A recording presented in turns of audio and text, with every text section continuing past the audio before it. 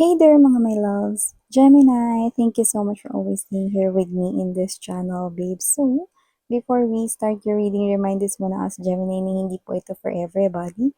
So, just pick up only the messages you think are for you. At kung feel mo na reading na tayo for you, then this reading might be really for you. And of course, this is timeless as well. So, just pick up only what resonates with you guys. At hi and hello pala sa mga new subscribers. Ako po si Yan, welcome tuloy. At sa mga returning viewers, thank you so much sa inyong walang sawang pag-support.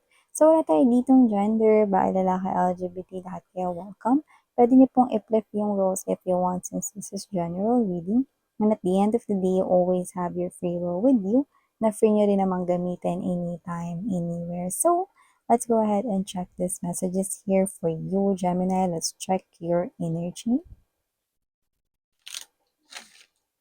Spirits and angel guides, Archangel Michael, thank you so much. What do we have here for Gemini, please?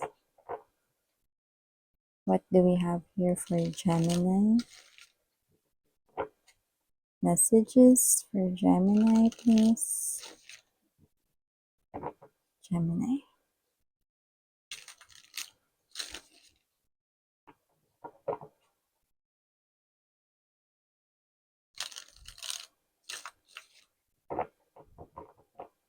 Okay, so let's go ahead and check these messages here for you guys. But let me do the honor first ng paglay ng ating energy sa ating table before we start. So we have here the Four of Swords energy. King of Wands. Page of Wands energy. King of Cups. Queen of Wands energy. Two of Wands. Okay. Star, Five of Swords energy, Two of Pentacles. Nine of Swords energy, Seven of Swords, bottom of the deck, Tower energy. So, Gemini, nakikita ko dito, no, ito hindi to for all, pero nakita ko dito na meron nagkakagusto sa inyo, no, na single mom or single dad. Or, baliktarin nyo na lang, baka kayo to na single mom or single dad. At meron dito nagkakagusto sa inyo. Yan, no? Pero more likely, mas nakuha ko dito na meron dito nagkakagusto sa inyo na meron na siya ditong anak. Yan, no? Single mom or single dad siya dito. Meron siya ditong emotions and feelings for you. This person here, medyo nahihiya siya, no? Nasabihin ng kanyang emotions and feelings for you. Hindi dahil meron siyang anak, no? Kundi dahil itong person na to, no, is posibleng meron siya ditong insecurities, no? Pero hindi yun yung child niya. Kasi, mahal na mahal niya yung anak niya, no? At hindi yan nakikita na burden yung bata. Yan, no? So, hindi ko nakikita mga babes, no, na yung energy na yon is sagabal, no? Sa kanya ritong buhay, lalo na sa love life niya. So, prepare yourself because this person here, no, anytime pwede niyang aminin ang kanyang emotions and feelings for you. So, this person now is keeping it secret sa kanyang self, but soon to reveal it sa'yo. Yan. So, nakikita ka dito, no, na meron na rito maraming couples or kung meron man kayong ka-in relationship, parang ready na kayo, no, to have kids or magpamilya. Yan, no. Ibig sabihin, this is you. You could be talking more about settling down. Mapag-uusapan mo na ng boyfriend or girlfriend ninyo, no, ang pagsasama, marriage kung hindi pa kayo married, no? And I'm picking up that this is something here na magiging topic ninyo, no? Sa mga susunod na linggo, no? I do pick up that both of you are now ready to dive into this type of new journey here, no? Na magpamilya, magpakasal, at magsama na talaga, no? Iba naman, pwedeng mag-asawa na kayo, no? Now you're ready to have kids or to have a child of your own. So, yan, no? Maybe yung iba sa inyo newly married, but doesn't have to be. But I'm seeing right here that you are now ready to build a family. Yan. So, maliban dyan, Gemini, nakita ko dito, actually, ang daming number 2 akong nakikita, no, in my mind right now. So, it looks like meron ditong bagay na posibleng, meron ditong energy nagdadalawang isip, no, at dalawa sila, no? I do not really get 'no, na silang dalawa ay friends or whatever 'no. So, parang may energy ito specifically, meron ba kayong ex or meron ba kayo dito naka-in relationship na may anak na 'no, 'yan 'no, like single mom or single dad 'yun 'no. So, may nakikita ko rito na galit 'no, na coming from that person here. So, matagal na kayong tapos nung person na 'yun 'no. Hindi mo naman anak 'yun sa nakikita ko. So, parang anak niya 'yun bago niya kayo nakilala 'no. So, bago pa lang kayo magka-in relationship may anak na siya 'no. This person here has this hatred sa'yo 'no, may tanim siya rito ng galit sa'yo. Yung iba sa inyo matagal na kayo ditong hiwalay pero galit pa rin siya up until ngayon. So, possible na makita mo siya randomly 'no, or by chance 'no, outside. Maybe while you are on your way home or while you are going to work or maybe doing the groceries or baka lumabas lang kayo kasi may bibilhin kayo 'no. You might see this person here and you will feel na galit pa rin siya sa'yo rito. Iba kakausapin talaga kayo rito 'no. Like posibleng magsalita pa ng hindi maganda. So that might be a warning here for you guys 'no, that you could be seeing here an ex at high chance 'no, na yung ex na yun is posibleng single mom or single dad at galit sa inyo. 'Yan 'no, kakaloka 'yan 'no, specific message yung nakuha natin dun 'no, 'yan. Okay, so another message I'm getting here for you, Gemini, is meron ditong energy ng opportunity sa work 'no. Nakikita ko dito na parang gusto mo naman itong ilaban kasi parang nakikitaan mo ng potential ito na baka madagdagan yung ipon mo or baka ikaw 'to 'no na na magkaroon ng improvement sa kaperahan mo 'no. Maaaring ito ay new work, new job, or even sideline or racket, 'di ba? So, nakikita ko na parang gusto mo naman itong bigyan ng chance, no? However, mukhang meron dito nagiging blockage, no? At nagiging problema, no? So, ibig sabihin, posibleng hindi mo pa 'to masagawa ngayon kahit gusto mo itong i-push kasi maaaring meron kang kino-consider, you know. Kunwari ganito, gusto mong tanggapin yung offer sa ibang bansa, eh, nandito yung pamilya mo 'no, so parang you are considering na parang, "Kaya ko bang iwanan yung pamilya ko rito, gano'n ako katagal sa ibang bansa?" 'Yan 'no, may gano'n 'no. O yung iba naman 'no is madedestino kayo sa ibang lugar 'no and then ayaw mo na parang maiwan ng matagal yung parents mo 'no, may mga gano'n kang kino-consider. Pero you are seeing this, offer na magtataas 'no, ng iyong savings 'no or maganda itong pagkakitaan 'no. So 'yan, nakikita ko na gusto mo pa rin 'tong i-pursue 'no, pero yun nga hahanap ka ng paraan para masolusyunan yung iniisip mo rito or nagdadalawang isip ka rito 'no. Hindi dun sa opportunity kundi dun sa posibleng maging, pros and cons 'no, kapagka grinab mo na 'yang opportunity na 'yan, Gemini.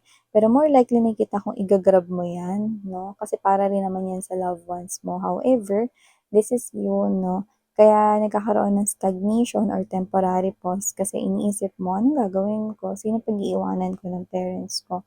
Or sinong titingin sa family ko habang wala ako?" 'Yan 'no, may mga gano'n, okey?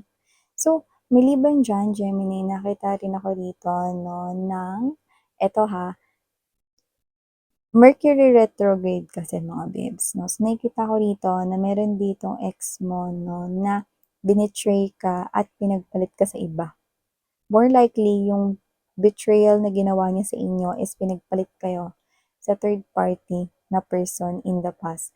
Now this person here is coming back around and it might happen this Mercury retrograde at nakikita ko na itong individual na 'to 'no is coming back to you pero nananatiling sinungaling pa rin siya, deceptive pa rin yung energy niya. Kaya nga I'm feeling na hindi mo puwedeng pagkatiwalaan itong person na 'to. If you feel na hindi mo puwedeng pagkatiwalaan 'tong person na 'to 'no, then don't talk to this person, you're just wasting your time. This person here is now thinking about how to go back to you, what strategy to do, what are those things na sasabihin niya sa'yo in order na maging kapani-paniwala siya rito. This person here is someone who caused that power moments with you and hindi malabong mangyari. Nasaktan ka niya ulit, no, doon sa same or similar mistake na ginawa niya sa inyo before. Yan ha. That's a warning sign here for you guys. So, aside from that, my Gemini people, nakita din ako dito, no, ng energy na meron ditong young energy. Yan, no? Na posibleng nakikita ko rito na maging bagong kaibigan ninyo, bagong kakilala muna, no? At hindi mo rin akalain na magiging close kayo, no? Paglalapitin kayong dalawa ng mga situations, no? Na parang random lang, no? Pero I think yun ay parte ng plan ni universe kasi talaga nakatakda na maging friends kayo or acquaintance nitong person na ito, no? Paano ganun? Kunyari, bagong kakilala, hindi mo naman agad na parang, uy, ano, sama ka na lagi sa'min, yan 'no. Hindi naman agad-agad gano'n 'no. May mga situations na si universe yung gagawa ng paraan para magkasama kayo. Kunwari, kayong dalawa yung mabubunot 'no, na magkasama sa isang task or job task or project, 'yan 'no.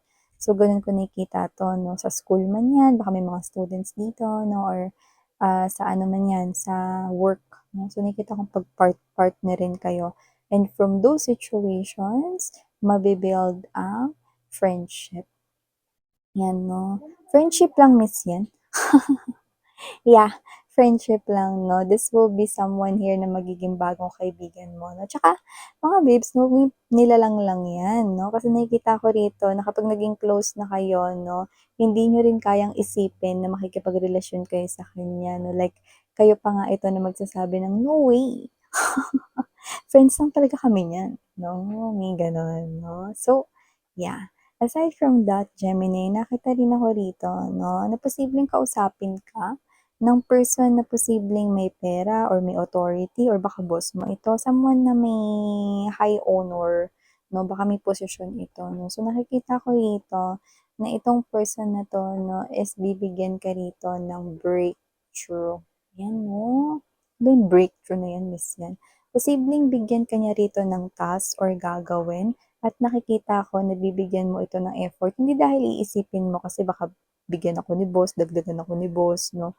Or nag-expect ka rito ng kapalit, no? Kundi ikaw to, no? Na gusto mo talaga na gawin yon, no?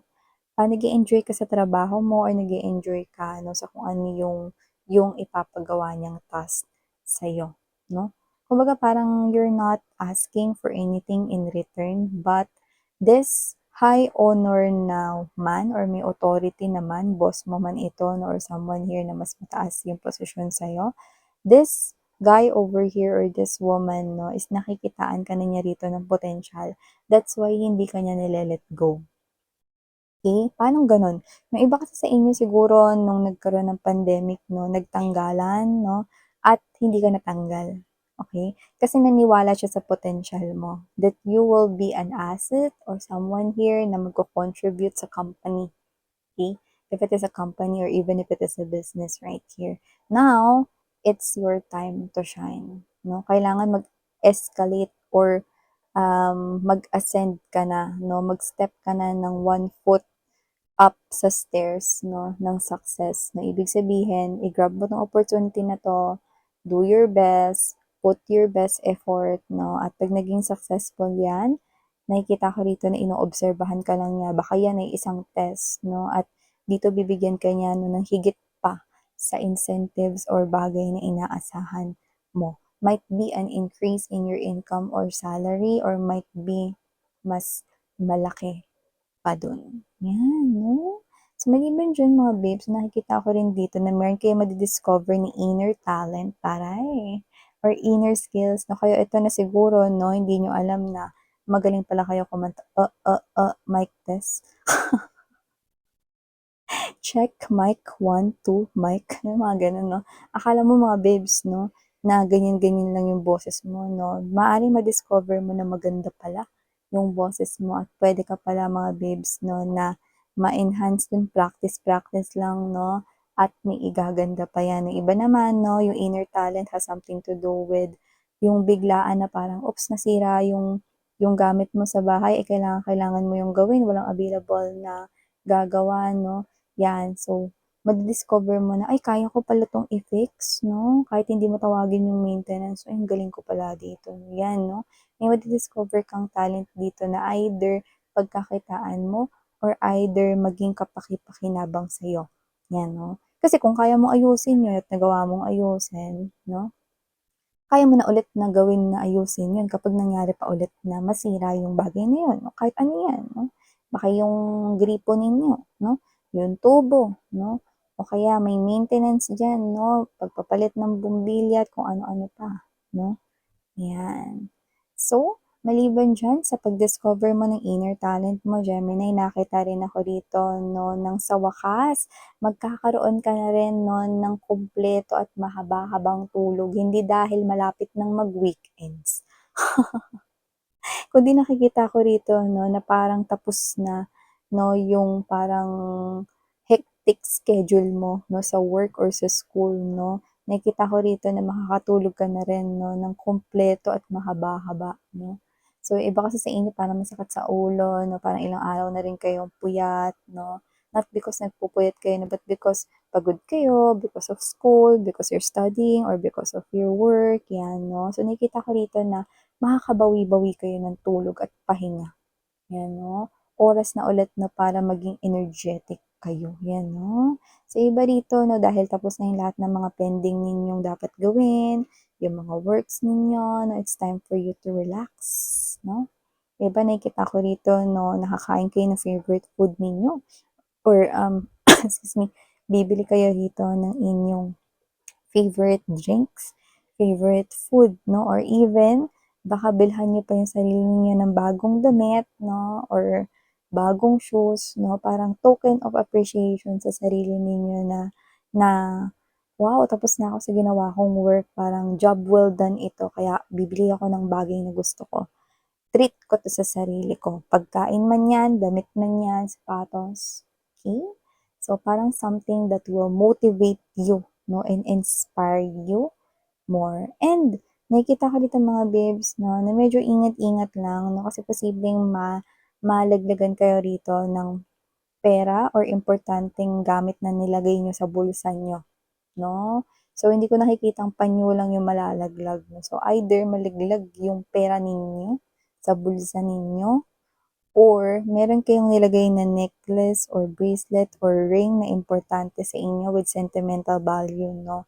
At kakakuha sa bulsa 'no, either bulsa niyo 'yun o bulsa ng bag ninyo, okey? Ingatan mga babes ang inyong gamit 'no, kasi nakikita ko kayo ritong posible kayong mataranta 'no, kakahanap sa bagay na 'yun 'no, malalaglag niyo 'yun sa pampublikong lugar. 'Yan 'no, tingnan maigi mga gamit mga babes 'no, kapag kumuha kayo sa bulsa ninyo or sa bulsa ng mga bag 'no, tingnan ninyo baka may nalaglag, 'di ba? So, double check everything. So yeah, ito yung mga mensaheng nakuha ko para sa sa'yo, Gemini. Maraming salamat sa oras mo. Sana ngayong muli ako po siyan. Annyeong, love and light.